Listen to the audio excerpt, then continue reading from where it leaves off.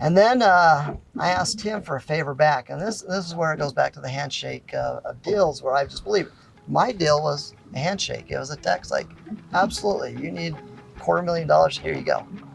You know, we'll save the business, we'll get it turned back around. I believe in our company. What's up, guys? This is Wes, and this is Give Us It Podcast, where we take business conversations out of the office and put it out on the lake. We bring leaders, creators, and builders out on the boat, and yes, literally we talk about what drives them, what challenges them, and why they keep showing up every freaking day. Every episode you'll hear raw, real conversations that may make you think, laugh, and also rethink the way you're showing up in your own life. So grab a seat, because this is Give Us It. Hey guys, this is Wes Israelson with Give Us It Podcast. We're out on the lake. It is the last episode on this freaking lake this year. Sorry you missed your chance, but one of the best, not the best, because this whole group's been freaking amazing, but I just want to go from survival to go sport. Sure. This guy right here has done that and continues to do that, whether it's business or life, family, or 1,000 business cards. It's freaking crazy. Anyway, before they get to know what your name is, Okay.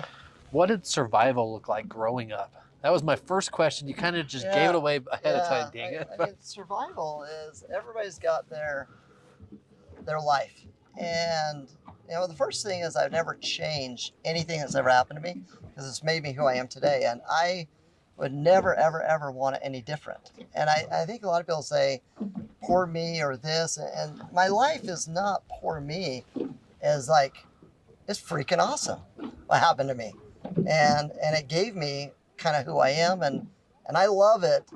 But maybe at the same time, I don't want someone else to live my life. And I think when you have kids, you're always trying to protect them or give them things that one step better than what you had. And I think my mom and dad tried to give me one step better than I had, and I hope to give my kids one step better than I had, to make them even better and keep passing it on. So yes. And something that Griffin had said you've done, and you know, my daughters came out this morning. I was loading the boat, and they said, "Dad, you're gonna make me famous. You're doing a podcast. That's so cool." I'm like, I can't make you famous.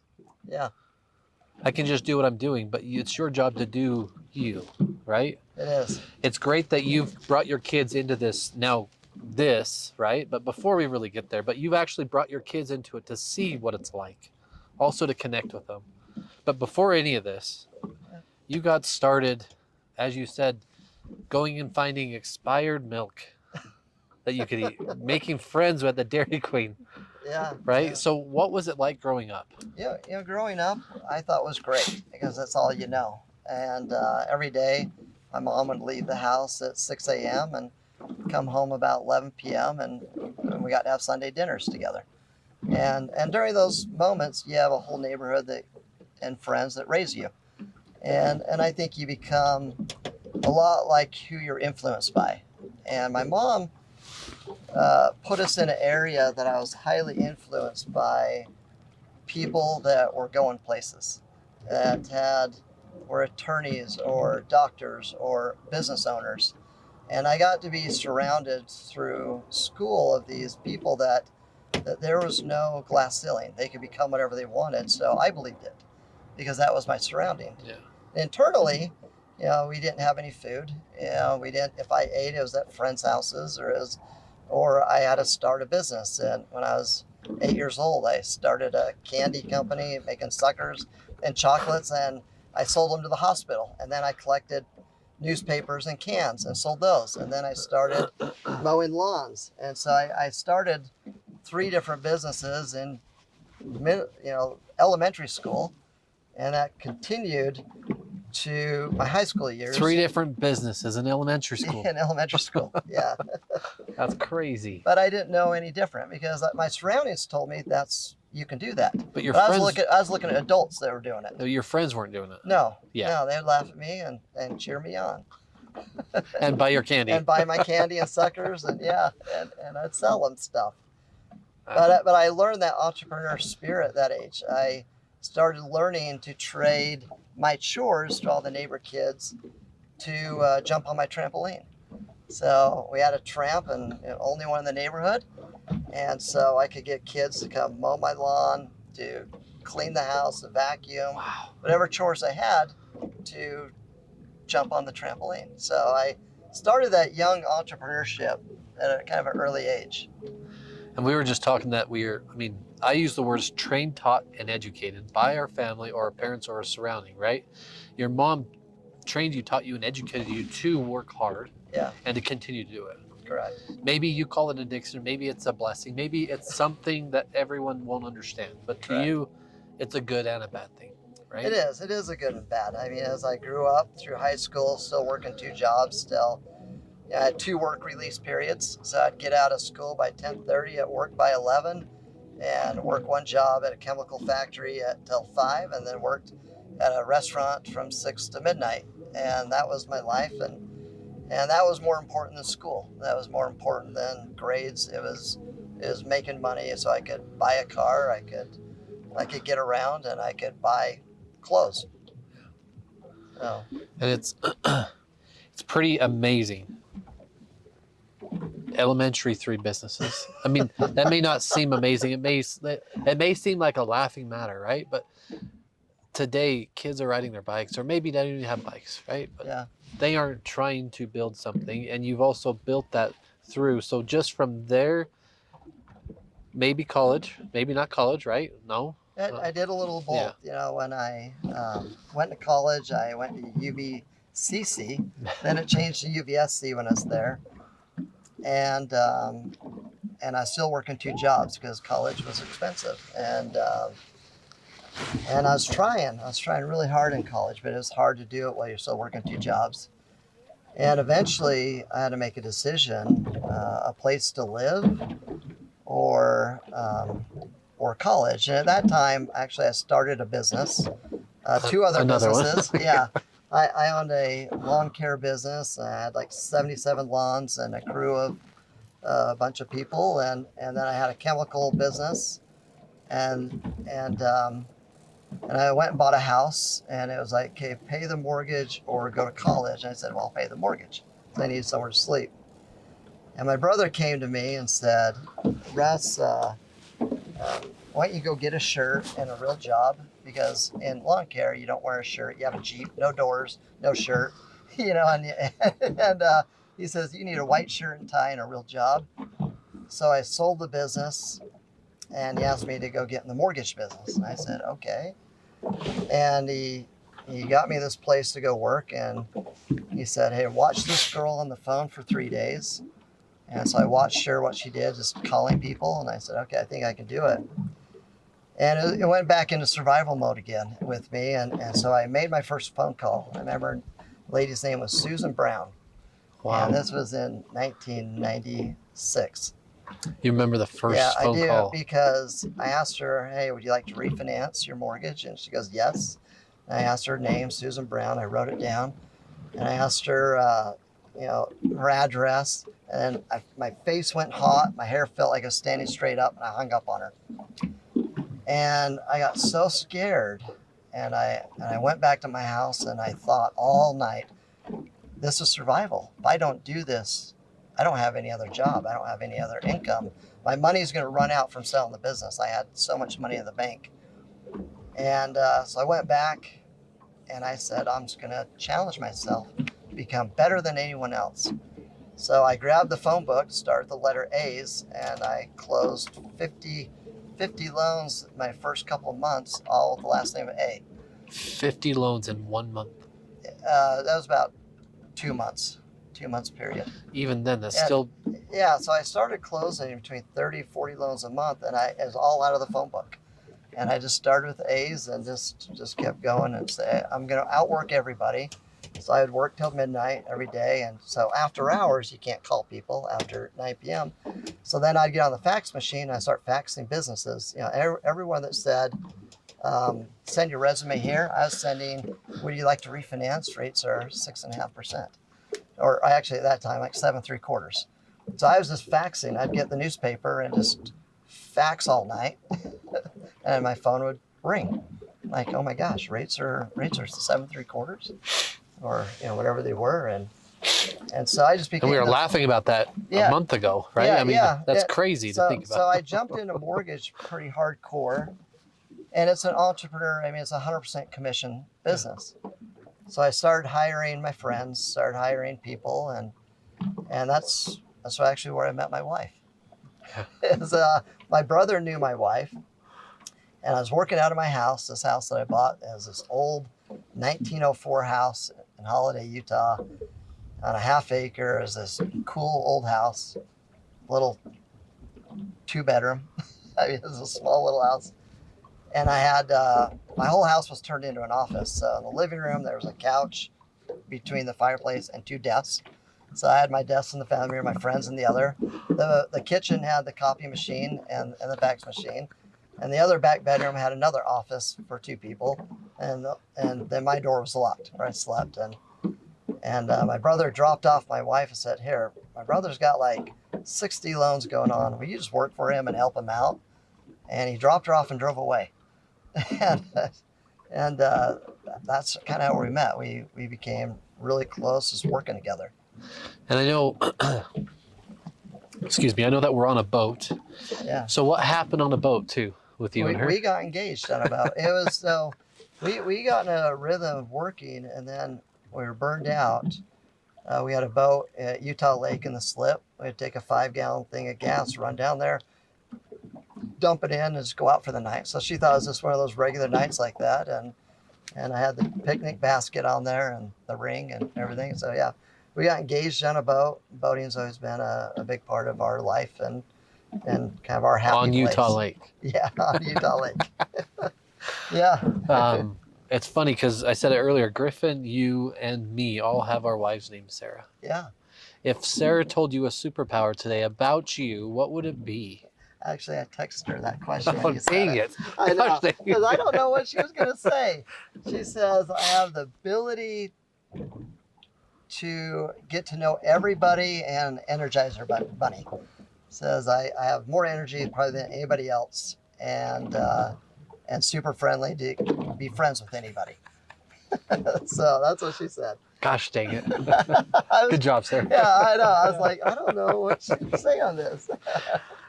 But go back to whether it's 30 or 50 loans a month. There's a real estate agent on this boat. That's freaking amazing, is it not? Yeah, it was, and so I became that workaholic in the mortgage business. So what I learned is I just kept hiring more and more people to take on some of my business. And eventually I merged with a bigger mortgage company. I was a net branch of them, and then eventually they brought me into corporate. And the vice president there said I was doing really well, had a lot of employees, and she said, hey Russ, why don't you walk away from that and come help me build nationwide? And I said, okay, all right. And my boss, her name was Linda, best mentor I've ever had in business, ever. She taught me a lot of valuable lessons. And I was the gut and fix guy. She's like, okay, Russ, there's problems in Colorado. Go there, don't come back until it's fixed. And then she's like, Arizona's got problems. Go there and don't come back till it's fixed. So I would fly out, and I would be gone Tuesday to Fridays, and I would gut an office, fix it, hire new managers and underwriters and closers and processors and sales guys. Eventually, I took over the entire country, and I was doing about $2.5 billion a year, and had hundreds of employees. And I was good at it. I loved gutting and fixing things. And that was what led me to be the national vice president of this company. This small company. Yeah. One of my weaknesses is I trust everybody. If they say they're going to do something. Yeah. My dad, when I bought my first car, he walked me into the bank and he introduced me to the president of the bank and said, hey, this is my son. He wants to buy a car for $2,000, and the president of the bank says, well, Russ, can you pay us $200 a month? And I said yes, and he shook my hand and gave me the money for it. And I believe that's the way business always was. You just shake. When someone says they're going to do something, you shake their hand and you do it. And I am very, very over the top trusting. Even today, I've got a lot of scars that I'm trying to let go. There's things we've talked about is forgiving others, and I'm slowly working on it. I'm down to about 2 people I'm still struggling with, and slowly trying to figure out how you forgive certain people that do things to you that hurt you, pretty hard. So in business, is this one business. I was there 17 years thinking, okay, I was 100% commission. I'm running this mortgage company, having a blast. And another guy comes in and gives the owner $2 million. Says, I'll buy $2 million of stock, but I want Russ's job. Well, guess what happened to me? I was gone, just like that. And that was the first time I ever felt like I was drowning, because I never had a backup plan in life. And all of a sudden, I'm like, I didn't even have another email address. A lot of people had like a personal email address. Mine was just the company. My Netflix, everything was based on that company's email address. And I didn't know what to do. I was hyperventilating and freaking out. But because I was so networked, there's an attorney out of Texas that called me and said, hey, Russ, I want to start a mortgage company with you. Will you come on and build one for me? I said, yeah, that would be really cool. But the same thing always happens to me, and maybe that's why I've always leaned to be more of an entrepreneur, to own my own business, write my own destiny. So I built this other guy's mortgage company in 18 months. I had 38 branches around the country, and then he says, hey, I'll give you ownership someday. And then he sold the business. Of course. And so then I was out a job again. I was like, great, I'm glad I built your business, your business again. And there was another company out of Minnesota. I said, hey, Russ, I want you to come gut and fix our business and grow us. And I said, sure. And so I did it, and then he sold that one. Third time's a charm, huh? Yeah. Well, you would think. I'm really good at this. I'm really good at trusting people. Another company out of Utah said the same thing, out of Bountiful, and he says, hey, Russ, we've been in business 30 years. You want to come grow this business? I said, yeah, that sounds like it'd be a lot of fun. And eventually I could buy it, I could have ownership in it. Of course, yeah, I'm 60-something years old, and I go, great. So I hired every employee there except for 3, and so I hired about 300 employees and got this thing up and running really well. And this was a really odd one to me. This is where this company kind of came into play a little bit. And because I was working so much, I was losing connection with my family. Yeah. And that's 3 kids and your wife, yeah, right? Yeah. And I thought, it's really kind of odd how this came about. So a neighbor of mine, his son is best friends with my son. And he was working at this factory of doing building stuff.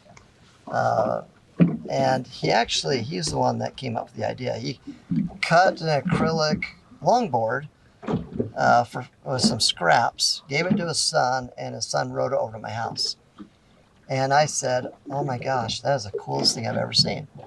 So I call up Brent. I go, Brent, I need one of those. And at this time, I was kind of have that midlife crisis where I need to start exercising. I need to do something. I should run or ride a bike or something. But none of those interest me. But longboarding did, because I was a skater as a 12-year-old with a mohawk, and I was a crazy skater boy. And actually, I still have that skateboard today. I know you told me it's on the wall behind you, right? It is. Yeah. And so and you said bikes hurt your butt, right? And running hurt your legs, right? Yeah, and I thought longboarding seems fun. Yeah. Plus, it gives me the exercise. I can kind of do this. Yeah. So I said, Brent, will you make me one? And he told me no for 4 years. No to make you one? Yeah, just to give me one. And so he finally gave me one. I'm kind of persistent in sales. I believe you don't give up. Yeah, just a little. So he finally gave me one. And so I was trying to figure out, what can I do with this? How cool could this be? What designs? What can I make of this? Yeah. And so I asked him for another 2 years. I said, we ought to sell these. And he told me no for 2 years. So this is about a 6-year process to get ghost boards off the ground. And this time, I owned another company. It was called Marking Fruit. I built the name Marking Fruit, the apple's the fruit. I built mobile apps and games. And the reason I got into that because I thought it'd be fun to make games for my kids. So I made games like one of them was called Billy Booger. You flick boogers at your mom and dad and sister, and Kiss Mania and Mad Simon and Monsters, and yeah. So I was making all these little games on the side. So I had this little side business and making. Actually, I started with boarding ones like mortgage apps. You know, I started making them for banks and other mortgage companies, and then I decided to do something fun with it. But that was a little side thing. Just another little business. And then I lost track how many that is now. Yeah, I don't know. So we're clear. I don't know. It's from a few. So I went to Brent. I said, all right. I go, do you want a new car? He goes, yes, it'd be nice to get a new car. I go, okay, I will sell $400 a month for you and $400 a month for me, and we both go get a new car payment, a new car. He goes, okay. I was like, sweet, my foot's in the door.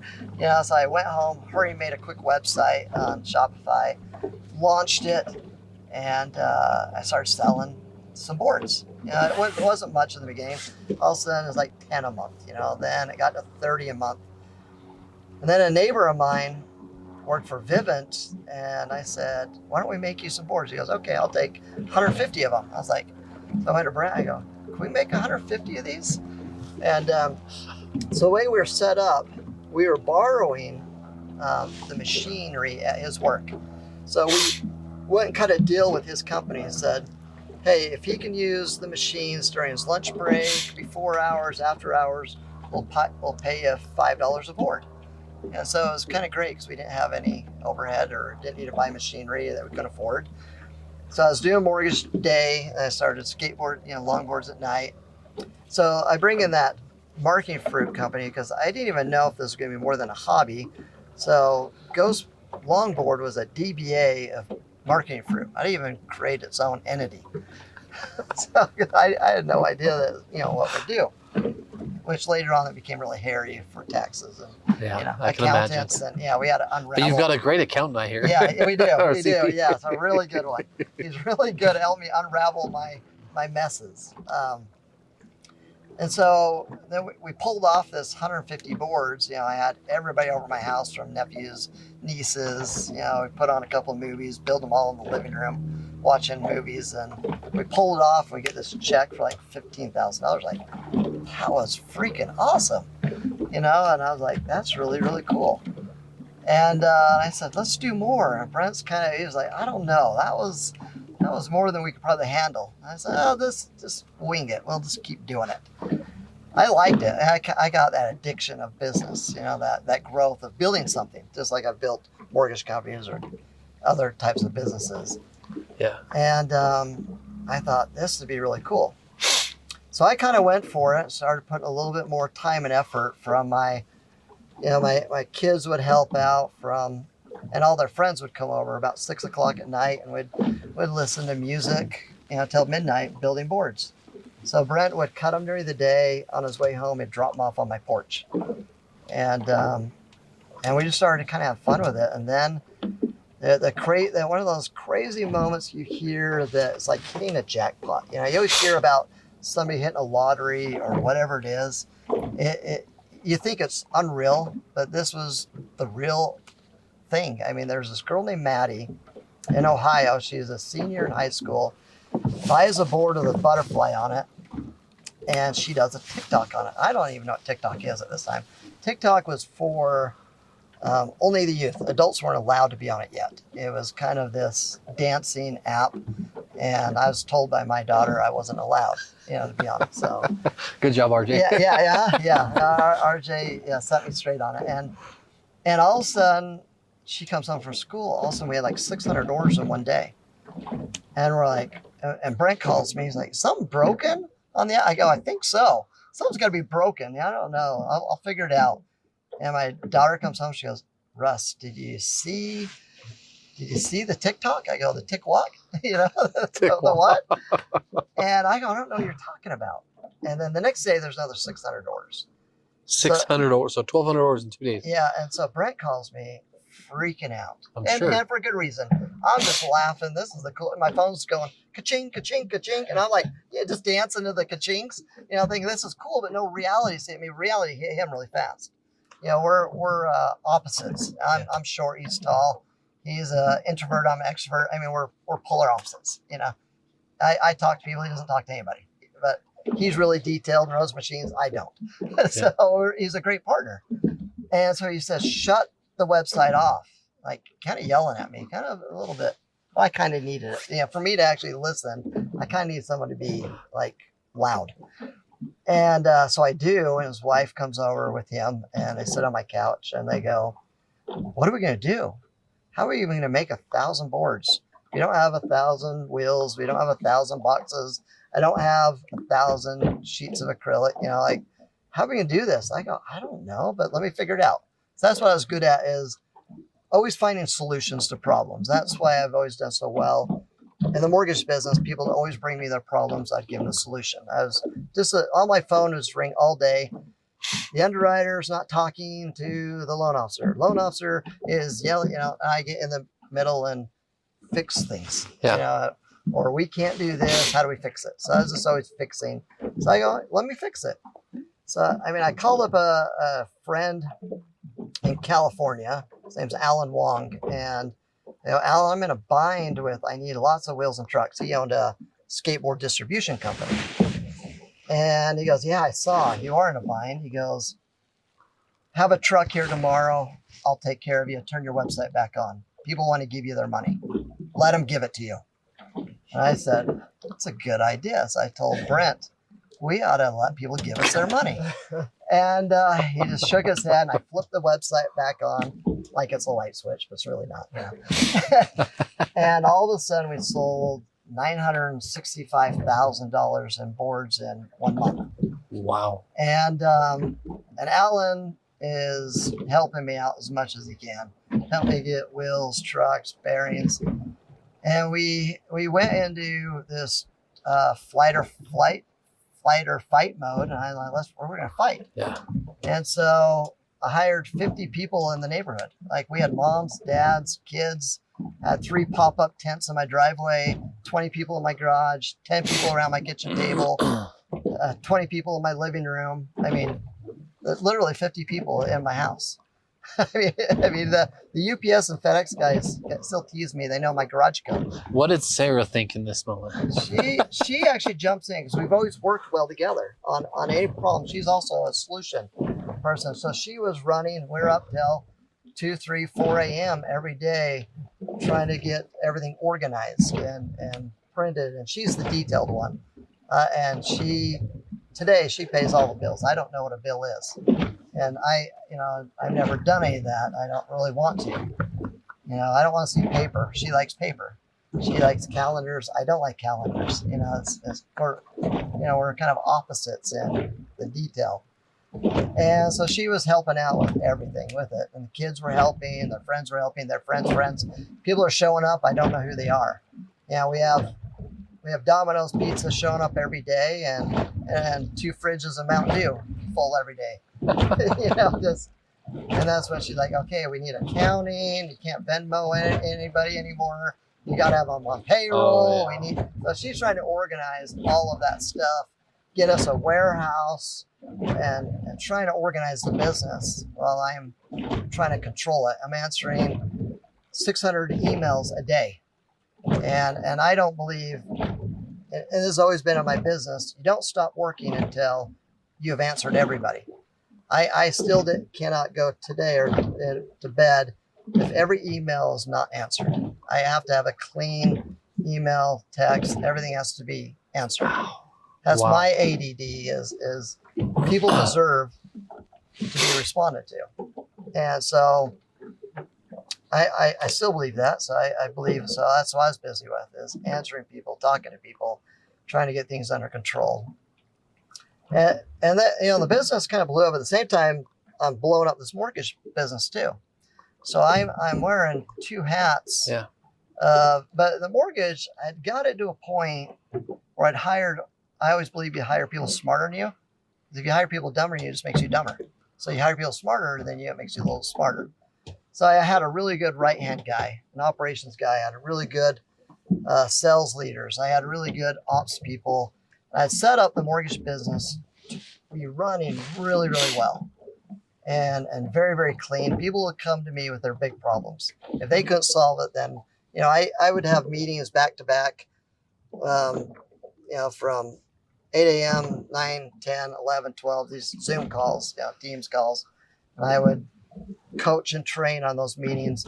Then after that, I'd go work on ghost boards. And so I was juggling two companies at the same time. But as weird as that is, I thrive on that. I love just being busy. I don't know what to do if. Not interject, but I don't want to detour this, but a friend of mine, a good friend of mine, he said that one of his brother's neighbors has $4 million in XRP. So he's got literally so many shares, right? And if this thing blows up, he's like, well, what would have happened if you had $4 million cash? Yeah. He asked me the question. I said, well, back to you. What would you do? He goes, I'd put my feet up on the couch, on the table, and I'd just relax. I'm like, my brain won't work. I will go start another thing. I will build something. I'll connect. I'll do something different. I couldn't stop. And that's me. And I'm always looking for things to start and do and mentor. I don't know how to relax and sit still, and it's hard for me. Do you think that stemmed from your mom? It is, yeah, because she says, you work. And my dad said, you work. They were divorced, but both said the same thing. You do whatever it takes. Yeah, I mean, from that young age, I didn't have that childhood everybody has a different childhood. But the first time I ever went on a plane, I took my dad to China with me. And that's the first time I've ever been on a plane with him. Our vacations with him are, we go shoot rabbits over here or fish in that lake, and he still does it. He's 90, and every week he's fishing or hunting or doing something. But we didn't do vacations. Or dancing on his 90th birthday last weekend. Yeah, he was dancing on his 90th birthday with everybody. It was crazy. He had still like 150 people show up to his birthday party at night. But I think that's where it stems from is how do you relax? How do you shut off the brain at something when you don't do something? So I loved running a mortgage company, running ghost boards, and still seeing what else can I do. And if there's a 1 hour lapse in something, I'm trying to fill it. I'm like, okay, if there's time for this, how do you fill that time with doing something? So the mortgage company was really odd to me because the same thing happened to me the other three.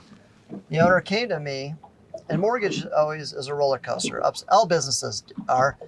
COVID kind of hit, and the mortgage company rates went up, and he asked me to do the same thing. Russ, it's your problem. You need to cut out $110,000 in overhead. You need to cut everybody's pay by 25%, 30%. You need to fix my company.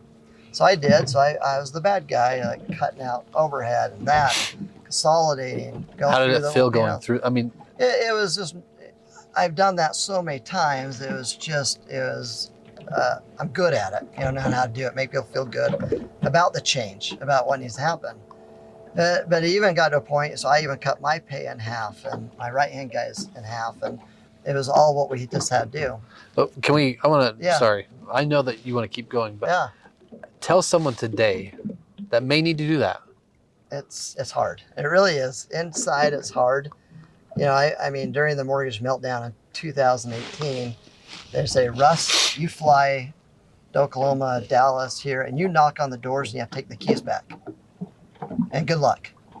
I hope you survive, and you're trying to turn this bad situation into a good situation. Not when you're knocking on the door saying, sorry, you haven't made your mortgage payment. You can't live here anymore. I need to change your environment. It's hard, or letting people go.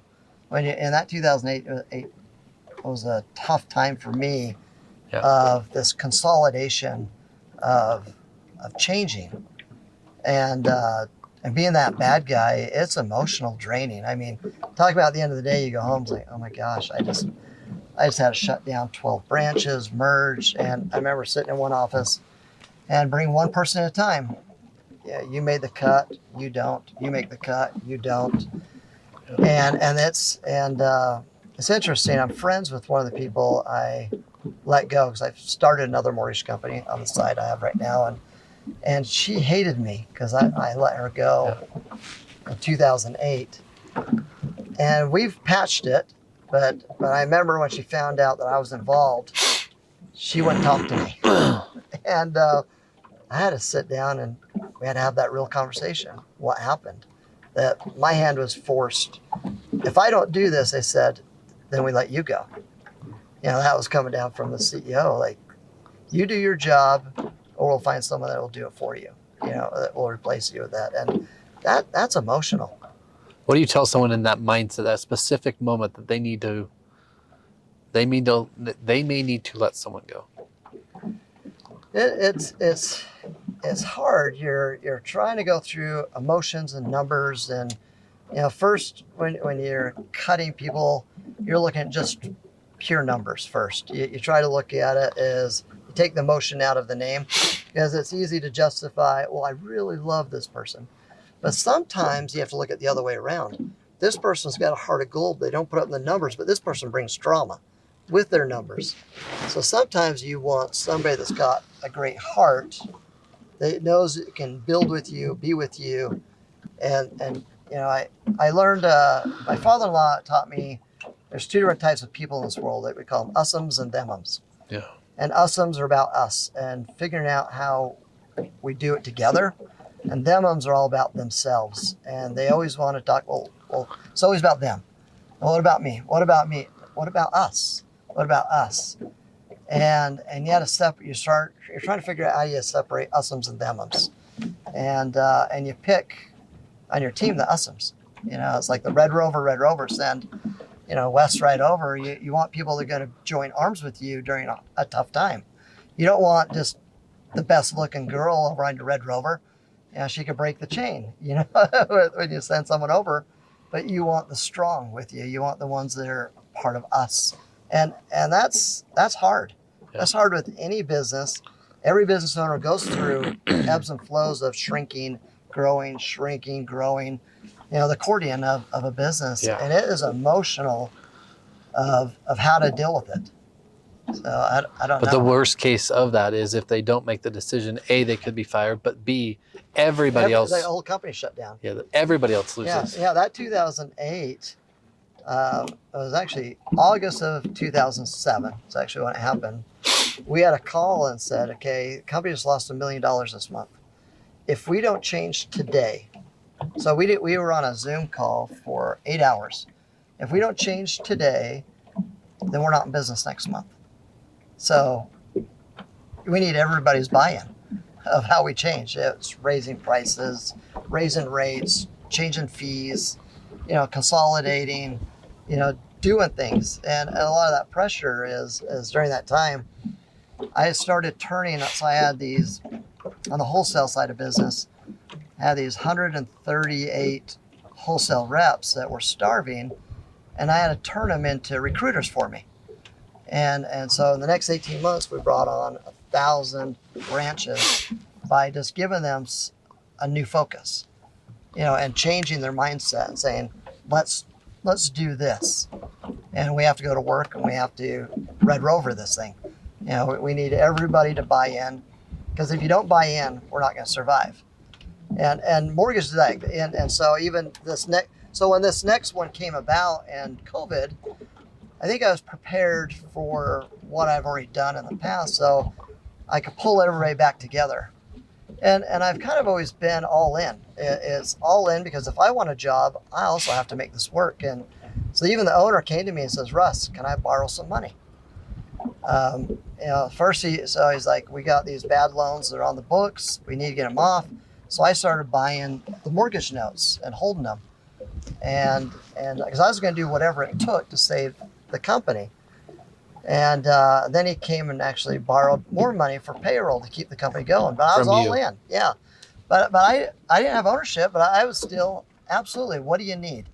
He gave me a big number. And I gave it to him. Said, great. I didn't even write anything in paper, nothing signed. It was all over text. I wired the money. And then I asked him for a favor back. And this is where it goes back to the handshake of deals, where I just believe my deal was a handshake. It was a text like, absolutely, you need $250,000, here you go. You know, we'll save the business, we'll get it turned back around. I believe in our company. And I was going through a hardship at home, very, very big one. And to trying to figure out what I'm going to do for one of my children. It's life or death situation.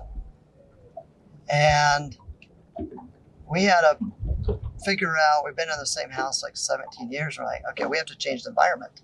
I need to get a new house. I need to get a new neighborhood, everything. I got to pull them out of college. I got to do everything. And so I went back to him and said, hey, boss, I'm paid commission, but will you put me on a salary for 3 months? So, because my tax returns, I got this other bit. He knew about this. And this is where the money actually came. You know, I was making a lot of money. So I said, you're lucky I have this. And he knew about this business and very transparent with it. And I said, well, you put me on a salary for 3 months and then we'll reconcile. If you owe me money or I owe you money at the end of the 3 months of commission, because I was already turning the mortgage company around. It was already coming back out of the red and the black.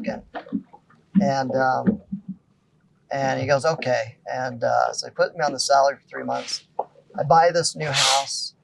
Well, I get ready to buy it. Oh, no. And the salary I asked for to qualify for this house was X. And he cut it in half and gave me Y. And I said, well, that's not going to work. Then I need to call my note due. You need to pay me back. If I go, are we partners? Are we not? And he stopped talking to me. And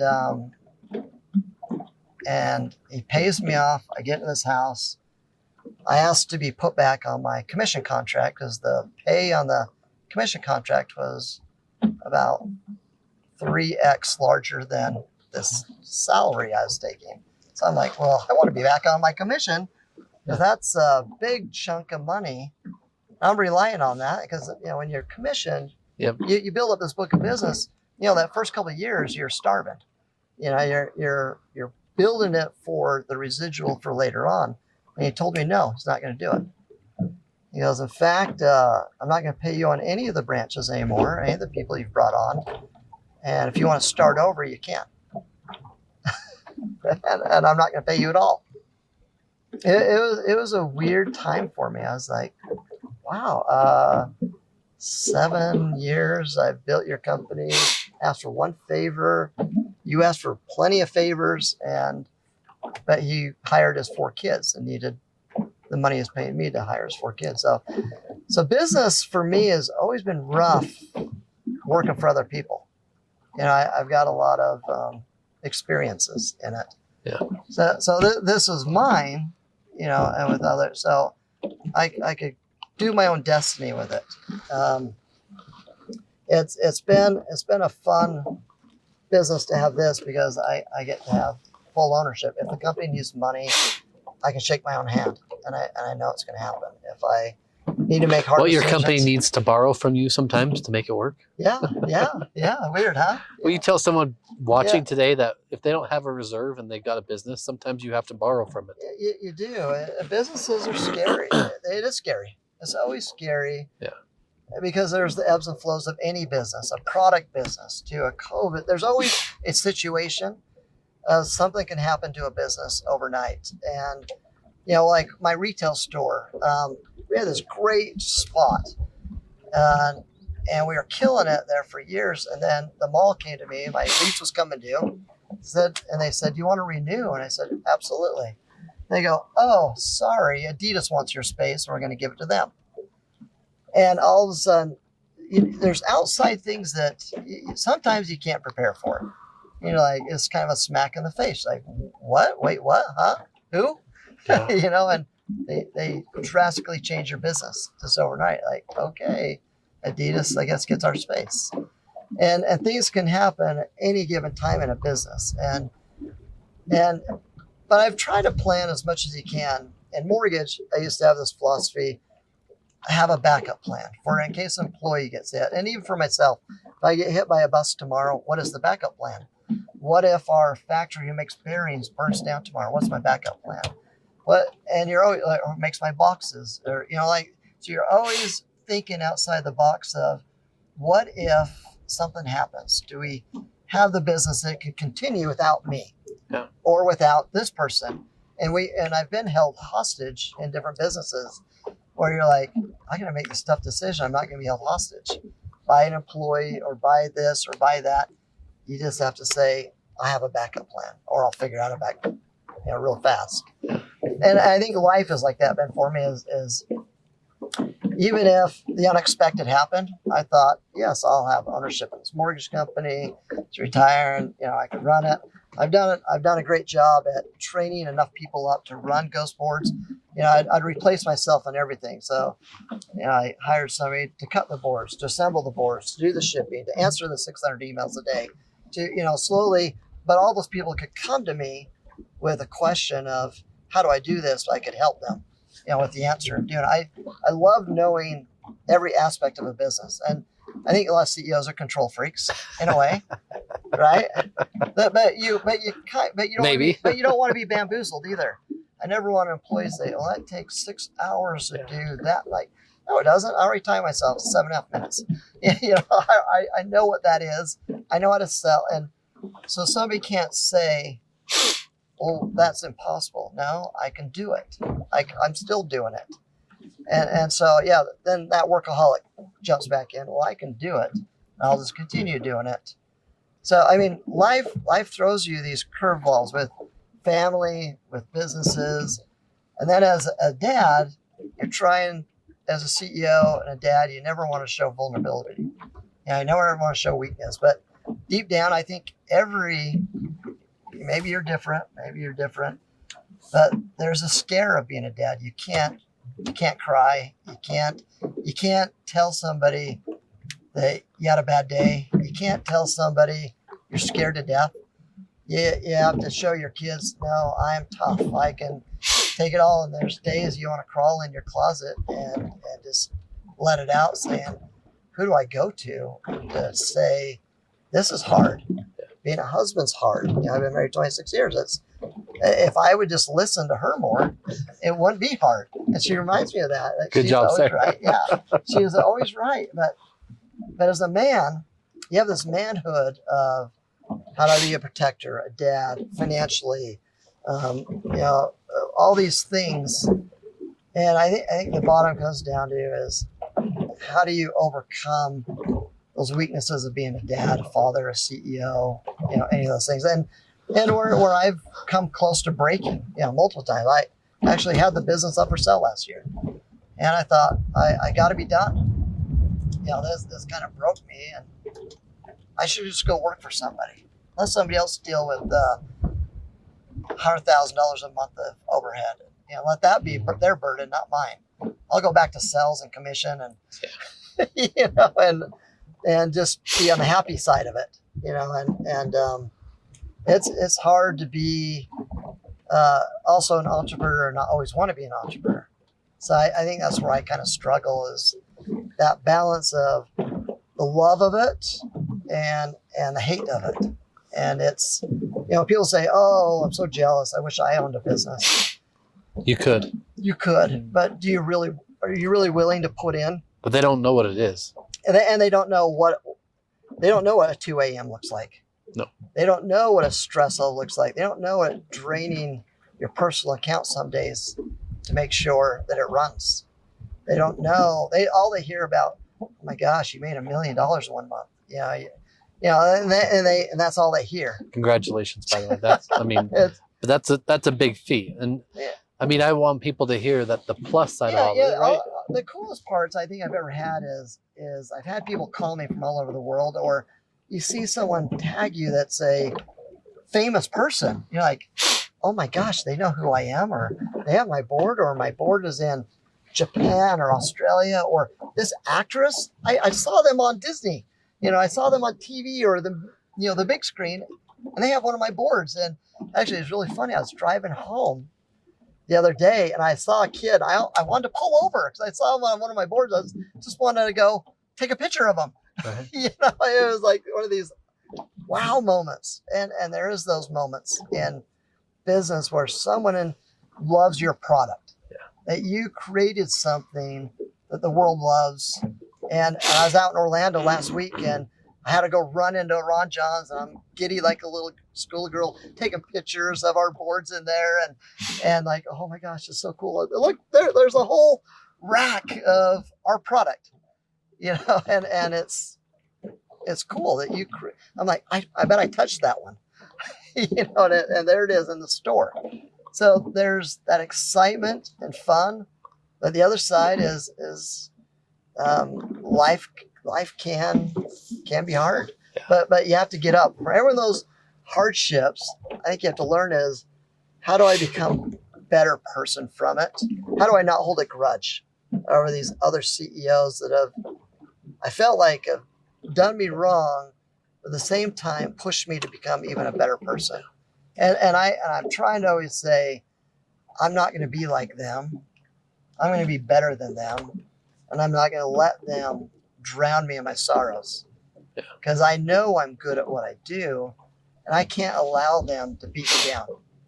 And because life's already got enough hardships, you know, I've got enough things in my family and children that already I need to put energy into, you know, and a wife I have to put energy into. And I mean, I want to just echo on that. I know that scarcity is something we've talked about a little bit, even earlier with Prosper, but there's words that you've used. There's all in, there's commitment or committed, and clarity is one that Prosper used too. But those words mean different things to business owners. Those words mean different things to people who have everything on the line. And there's one of our past guests that said, the 9 to 5 pays the bills, but the 6 to 12 builds the empire. That is a true statement. And if you have an empire to build, don't be afraid of it. As Prosper said, what's the worst that can happen? You pivot. What's the worst that can happen? The worst thing that happens is you lose your job, and you get up and you go start something else. And you know, there's a lot of amazing people in this world. And you know, I made a board for a guy. His handles, look, mom, no hands. He's got no arms and no legs, and he wanted to ride one of my boards on his stomach.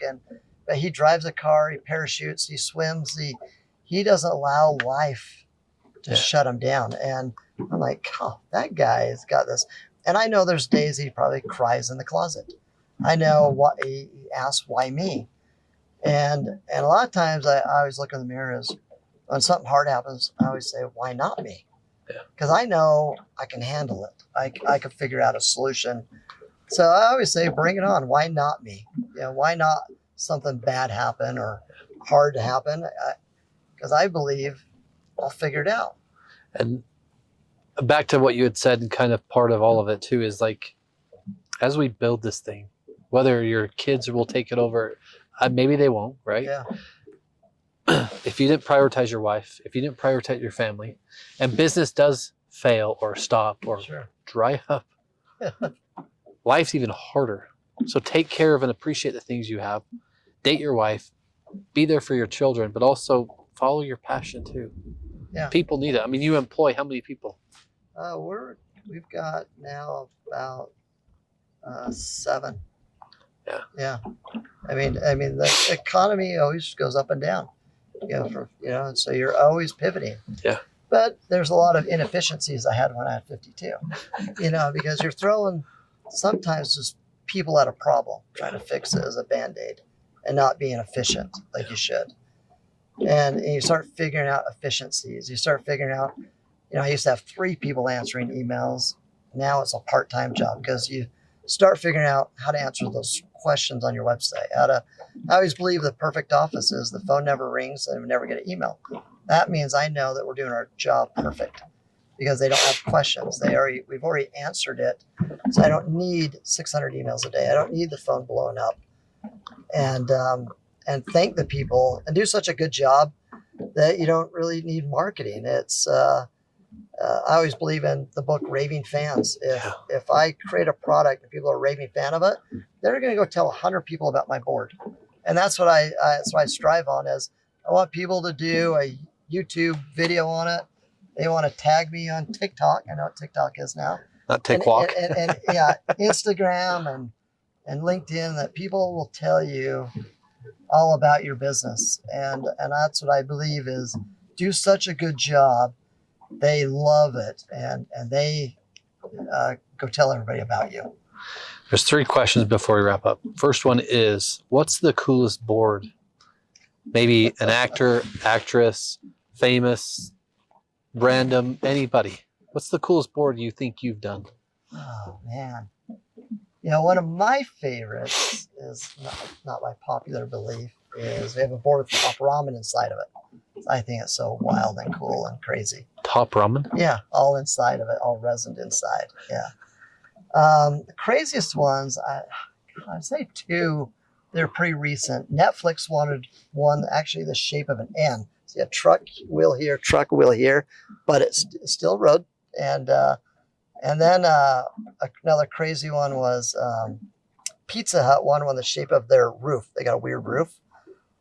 So those are some crazy weird ones. One of my favorites is this one of all time. I think it's beautiful. It's art. I think we pride ourselves on writable art, and every board that's made, everything that's done on them is what I wanted. I wanted what trucks and wheels, what bearings. I made it really for me, because I wanted something that I loved. I don't believe you could sell something if you don't use your own product. Yeah. You can't go sell a chair if you don't use that chair, right? If you don't ergonomics matter. Yeah. If you don't believe in it, it's like, how could you go sell BMWs and you drive a Mercedes? I believe you have to really believe in what you sell, and I think that's with everything. So I think it's what Prosper said earlier too. Like, if people can do things randomly, you can work out randomly, but when you work out every day, or you practice what you preach, or you are a pastor in a church, or whatever it is, you can't fake routine. Correct. You can't. Yeah. So I just love that. And then what does the future look like for ghost boards? That's an interesting question that we have debates at home on. Who's winning, by the way? It'll always be my wife. And there's things where a business can take a lot out of you too. Yeah. Yes. And I'm learning family is always going to be more important than any business of anything. So, when you start a business from scratch, out of your garage, out of your house, it becomes this baby, almost like one of your children. And there does come a time I'm learning how to separate, where my child can move on. It can grow up. And I'm at that point where we just did bring in a 3rd partner. Eventually, I want him to have the passion and continue the business, and weed me out. At one point, I don't mind being the face. I don't mind being helping, but I'm at a point with a lot of my wife's convincing of allow ghost boards to leave the nest, and as long as somebody takes care of it and lets it continue growing, expanding, and see if there is something else for me to do. I would love to coach, teach, mentor, do something beyond just having a handful of couple of other little side businesses, and help others avoid the pitfalls. I believe there's a lot of CEOs, they somehow don't want to share how to be successful. They think it's competition, even though they could be a different business. They think, why are you afraid? Let somebody know, or connect them with somebody. And I'm kind of the opposite. I have actually got 2 other startups inside my warehouse right now, and I've had others in there, and I'll have more. Actually, there's 3 in my warehouse right now that are starting up their business, but they need warehouse space. They need some shelving. They need something to get started. They need a shipping service. They need a phone, whatever it is, whatever they need, and help them be able to get to a point they can move out. And I like to do more of that. I think is be an incubator for young entrepreneurs to say, do you need manufacturing? Actually, there's a fourth one I forgot about that I'm helping out with some manufacturing machines, but I love to be that incubator of someone has an idea, coach them through it. Like, have you thought about how to build your website? Let me give you a web guide. Do you not teach you about SEO? Let me teach you that. Do you want the best shipping services? I'll give you that. If you need manufacturing overseas, let me help you with that. So I'd love to, I think, end my career of more mentor, and that would keep me busy, just mentoring other business owners. Fulfilled busy too. It'd fill that itch for me, and my ADD squirrel. I want to say thank you for one thing. Before I had a call too with one of the people I didn't really care to talk to, as another CEO of his own company, but because of the conversation with you, I'm like, I can do better. I can be better. I can be the light I want to see. I can help people that I know need help, rather than just take it as I don't want to. So I just want to say thank you to that. Yeah. I think there's a lot that put up this front. I think everybody does. It's the question when you ask somebody how they are, they always say good. I usually say great. Great. It's good or great. But if you go to a restaurant, they ask you that same question. How's your food? It's good. It's great. It's okay. It's fine. And I think there's always more depth to everybody. Yeah. Everybody puts up that front. And you have to figure out, how do I get past that? Yeah. How do I really know how you're at? And the vulnerability of it, I think, is tough. Me talking about my children and their struggles or my own struggles, it's a vulnerability where I think the older I get, I'm okay with it now. Like, you know what? I think when I was in my 30s, I'm the man. I'm powerful. I can do anything. And then you get older, like, man, things can be tough. Yeah. Life can be tough. So. Last question is where do people find you? Which I'm sure is all over everywhere, but. Yeah, Russ Warner. You can find me kind of everywhere from, Ghost Boards, Ghost Longboard, any of those. Our future is we changed our name from Ghost Longboard to Ghost Boards. We want to get into more things of outdoor boards and more. So you can find me ghostboards.com. You can Google Russ Warner. Sure, you can find me. LinkedIn, Russell D. Warner. I'm kind of everywhere. It's not hard to probably find me. Not the bathroom walls, I hope. I just want to say thank you for this. Yeah. Thank you for being a part of this. And I really appreciate your insights too. Yeah, thank you for having me here. You're welcome. Guys, this is Give Us It Podcast. Please share this with someone who wants an amazing board. Thanks, guys. Thanks.